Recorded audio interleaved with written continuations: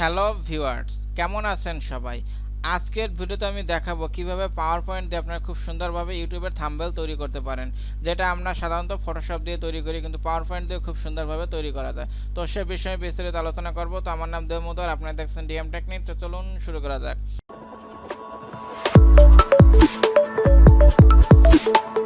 তো সেজন্য প্রথমে পাওয়ার পয়েন্ট ওপেন করি। আমার এটার দরকার নেই আপাতত, এটাকে আমি এখান থেকে কাট করে দেই। তো আপনারা যখন ফটোশপ দিয়ে ইউটিউব থাম্বনেল বানাবেন তখন সেটার সাইজ আপনাদের জানতে হবে, কিন্তু পাওয়ার পয়েন্টের ক্ষেত্রে আপনাদের সাইজ জানার দরকার নাই। আপনারা শুধু একটা জিনিস মনে রাখবেন, ডিজাইনে যাবেন, পেজ সেটআপে যাবেন, এই যে 16:9, এই 16:9 কথাটা মনে রাখবেন, এরপর ওকেতে ক্লিক করবেন।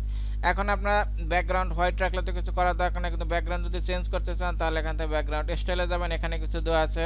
আর এখান থেকে ফরম্যাট ব্যাকগ্রাউন্ডে গেলে আরও অনেক পাবেন, সলিড ফিল, গ্রেডিয়েন্ট ফিল। তো আমি সলিড ফিলে গিয়ে এখান থেকে অফ হোয়াইট একটা ব্যাকগ্রাউন্ড নিলাম।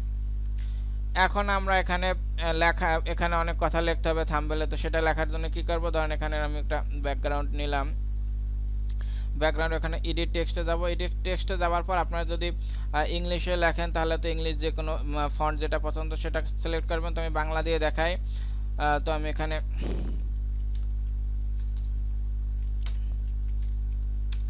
সুতনি MGSUT, হ্যাঁ এটা নেই। এখন দেখেন কন্ট্রোল অল্টা বি দিয়ে ঠিক করে নিই কিভাবে পাওয়ার পয়েন্ট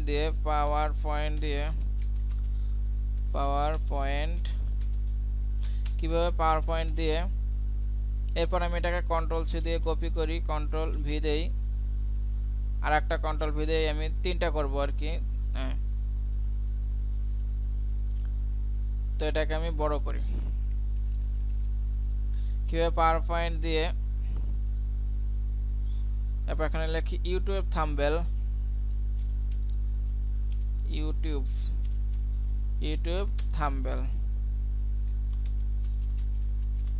থাম্বনেল, আর এখানে দিয়ে তৈরি করবেন। এটাকে আমি বড় করি।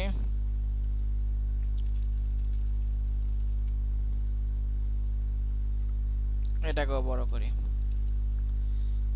এখন দেখেন এখানে যে ফন্টের স্টাইলটা যদি আপনি চেঞ্জ করতে চান, এটা তো নর্মাল ফন্ট, সুতরাং আমি এটা চেঞ্জ করব। সেজন্য এখান থেকে যাওয়ার পর এখানে আমরা এই যে দেখতে পাবো, দেখেন বাংলায় আপনার কত ফন্ট আছে, একটা আছে, এটা দিতে পারেন। এরপর আবার আরও অনেক ফন্ট আছে, আপনার যেটা ভালো লাগে।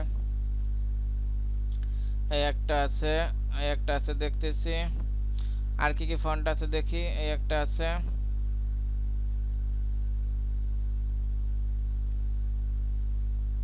তো এখানে এরকম অনেক ধরনের ফন্ট আছে, আপনি এখান থেকে যেটা আপনার ভালো লাগে সেটা দিয়ে দেবেন। ধরেন আমি এটা নিলাম। তো এটা এখন এগুলো অ্যাপ্লাই করবো, এই জন্য আমি এটা প্রথমে কপি করি। দেখেন এখান থেকে কন্ট্রোল সি দিয়ে কপি করলাম, এরপর এখানে যাই, তো এখানে এটাকে আবার কন্ট্রোল ভি দেই, তাহলে এটা হয়ে যাবে। এরপর আমি এটাকে সেমভাবে করি, কন্ট্রোল ভি দেই, হয়ে গেল। এখন দেখেন এটাকে আমি একটু সাজাবো। এখন এটা সাজানোর জন্য কিন্তু আপনারা যদি নিজের ইচ্ছা মতো সাজান তাহলে কিন্তু এটা সুন্দর হবে না। এটা সাজানোর জন্য আপনারা যদি পাওয়ার পয়েন্টের অ্যালাইন দিয়ে সাজান তাহলে কিন্তু সেটা খুব সুন্দর হবে। তো সেটা কীরকম, এখানে যাবেন ফরম্যাটে যাওয়ার পর এখানে অ্যালাইন দেবেন। দেখেন আমি এটা এই যে উপরটাকে যদি দেই অ্যালাইন সেন্টার, দেখেন এটা কিন্তু সেন্টার হবে। এরপর দ্বিতীয়টাকেও দেই আবার অ্যালাইন আপনার সেন্টার, এরপর তৃতীয়টাকেও দেই অ্যালাইন সেন্টার, এটা। এখন দেখেন এখানে যে আপনার ব্যাকগ্রাউন্ডগুলো আছে, ধরেন ব্যাকগ্রাউন্ডগুলো আপনার স্টাইল দেবেন, সেজন্য এখানে যাবেন, এই যে কুইক স্টাইল, এখান থেকে আপনাদের যেটা ভালো লাগে সেটা দেবেন। আমি ধরেন এটার জন্য এটা দিলাম, দ্বিতীয়টার জন্য ধরেন দিলাম এটা, আবার তৃতীয়টার জন্য ধরেন দিলাম এটা। এখন এগুলা কিন্তু আপনার এই যে অত বড় দরকার নাই, আমি এটা ছোট করে দিলাম, এই একটা,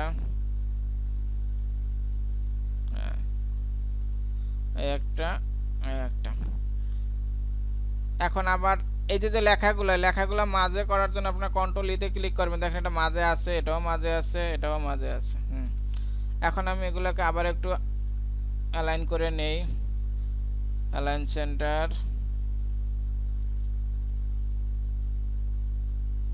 অ্যালাইন সেন্টার, এটা অ্যালাইন সেন্টার আছে, এটাকে একটা অ্যালাইন সেন্টার করে নেই।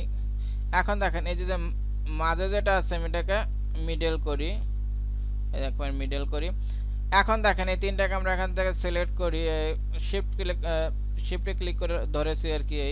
এরপর এখান থেকে ফরম্যাট, এখান থেকে দিই অ্যালাইন, এটা দেয় ডিস্ট্রিবিউট ভার্টিক্যাল, ঠিক আছে, মানে এই ফাঁকাটা যাতে সমান হয় আর কি।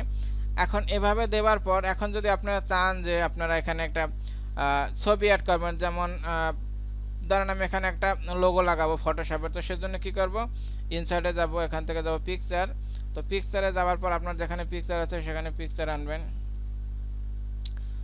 ধরেন আমি এখান থেকে আপনার ফটোশপের একটা লোগো লাগাবো, তো এখানে যাওয়ার পর দেখি ফটোশপের লোগো আছে, এটাকে এখানে ইনসার্ট করে এরপর এটাকে ড্র্যাগ করে এখানে আমি ছেড়ে দিলাম, একটু ছোট করে দেই, এটা হলো ফটোশপের। এখন যদি চান যে আপনার নিজের ছবি অ্যাড করবেন তাহলে এখানে আবার সেমভাবে এখান থেকে নিজের একটা ছবি আনবেন, ছবি আনার পর এটাকে ধরেন এখানে রেখে দিলেন।